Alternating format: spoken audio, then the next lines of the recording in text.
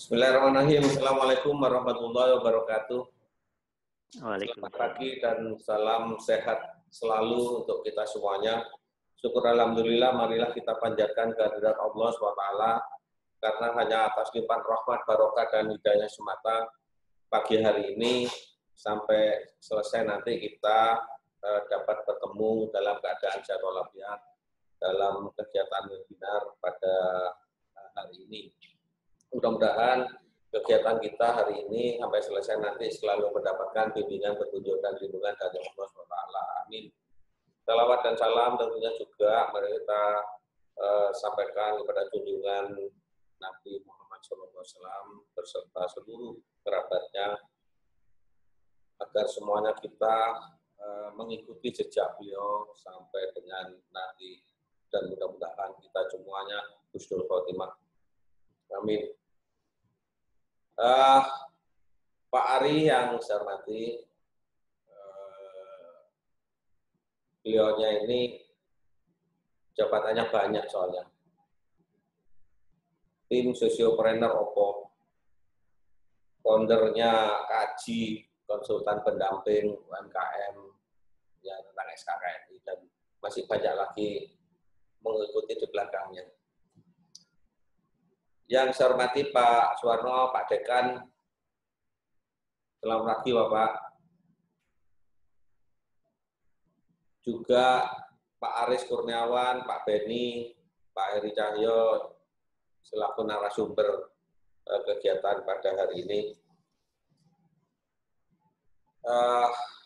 Sedikit saya ingin menyampaikan dan menyambung apa yang telah disampaikan oleh Pak Dekan tadi. Hari ini, sampai hari ini, sejak COVID ini muncul, kita semuanya seakan-akan bertiarap untuk tidak bisa melaksanakan kegiatan apapun dan diminta untuk tinggal di rumah saja, dan kalaupun toh harus keluar harus mengikuti protokol kesehatan apapun itu. Meskipun hal ini juga dilakukan secara online, saya juga berharap tidak mengurangi substansi daripada materi ketika kita bertatap muka. Dan sekali lagi juga saya sangat mengapresiasi dan berterima kasih sekali terhadap kegiatan pada hari ini, terhadap rekan-rekan yang punya inisiasi, punya kreativitas dan inovasi dalam mengkolaborasikan hingga terjadinya suatu kegiatan pada hari ini. Bapak Ibu yang saya hormati, perlu saya sampaikan juga apa yang disampaikan oleh Pak Dekan tadi, memang betul. Di Jawa Timur saat ini ada 21.000 lebih koperasi yang aktif, dan ada 9,78 juta UMKM. Jumlah koperasi ini sebetulnya 34.000. Ya, 25%-nya itu terkategori hidup bukan mati tak mau. Dari 21.000 koperasi yang aktif, itu memang sebagian kecil aja sebetulnya yang terdampak COVID ini. Karena sebagian besar pula, 85% koperasi ini bergerak di sektor keuangan. Ketika bergerak di sektor keuangan itu, dampaknya memang ada berdampak, tapi tidak terlalu. Kecuali koperasi yang berada di sektor produksi. Ya, ini yang berdampak. Ya. Kalaupun toh koperasi ini berdampak di sektor keuangan, pemerintah seperti sampai sudah memberikan stimulus atau relaksasi pajak. Ya, ada rescheduling, ada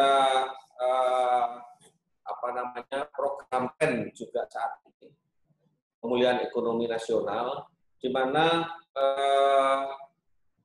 dalam relaksasi kredit itu Bapak Menteri telah memberikan waktu cicilan sampai dengan 6 bulan ke depan, dan pada program PEN ini memberikan bunga murah, di mana PEN ini, program ekonomi nasional ini, ada anggaran yang ditaruh di Lembaga Pengelolaan Dana Bergulir LPDB KUMKM di Jakarta, dengan bunga 6%. Ini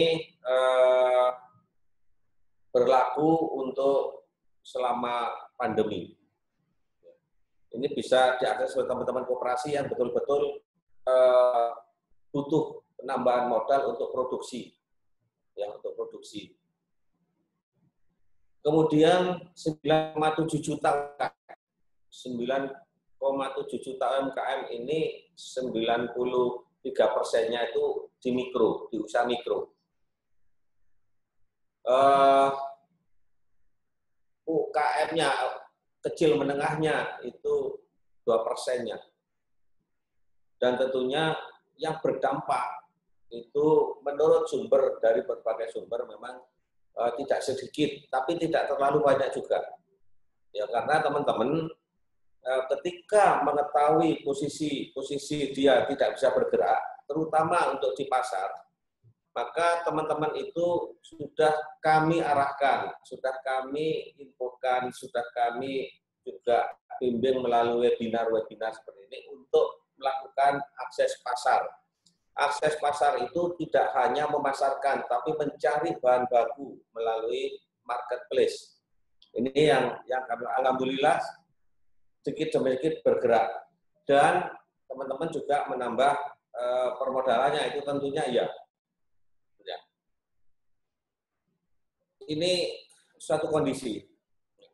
Kami dalam hal untuk mendampingi teman-teman koperasi dan UMKM, ada program prioritas, ada 5 program prioritas selama pandemi masa transisi dan nantinya para di new normal dengan menindaklanjuti program visi misi Ibu Gubernur yaitu Nawabakti Satyanya, kami menjabarkan melalui 5 program prioritas, di mana 5 program prioritas itu adalah peningkatan kualitas dan penguatan SDM, kelembagaan, produksi, permodalan, dan pasar bagi koperasi UMKM berbasis digitalisasi dan syariah.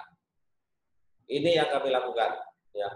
Sebagai tindak lanjut daripada 5 program prioritas itu, pada posisi kelembagaannya, kami bagaimana agar supaya kelembagaan koperasi dan UMKM ini, yang 21.000 yang masih aktif itu mengelola kegiatan usahanya oleh pengurus atau pengelolanya itu dengan baik, mengikuti perkembangan saat pandemi, transisi maupun new normal nantinya. Ya, jadi SDM-nya atau kelembagaannya kita tingkatkan. Saya untuk di koperasi tidak menomorsatukan kuantitas, tapi menomorsatukan kualitas. Buat apa saya banyak-banyak koperasi kalau kualitasnya itu tidak mengikuti standar prinsip-prinsip koperasi, tidak menjaga jati diri koperasi. Saya tidak mau. Mending ada 1 koperasi daripada ada 10 koperasi yang itu hanya dipakai sebagai kedok, hanya dipakai sebagai kedok bangkitil maupun rentenir. Arahan Ibu Gubernur dalam hal ini kepada kami adalah koperasi harus 10 langkah ke depan sebelum rentenir dan bangkitil itu gentayangan di lapangan.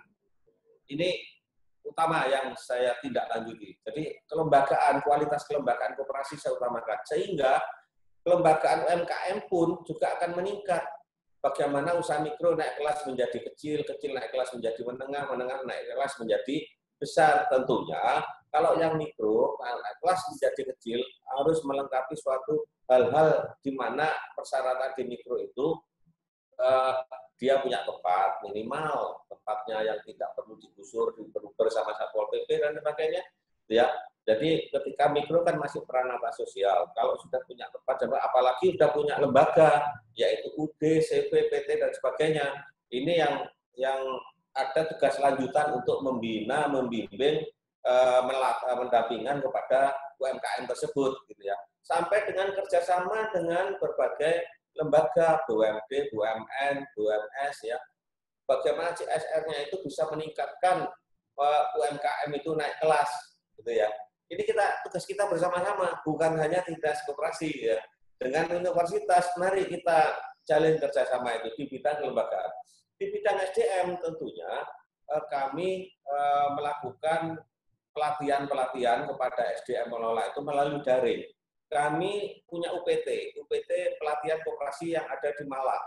Ini juga tidak bisa melakukan offline. Saya melakukan dengan online dan saya membuat aplikasi yang namanya Si Jawara. Si Jawara ini bisa sudah diunduh di Android, ya di apa itu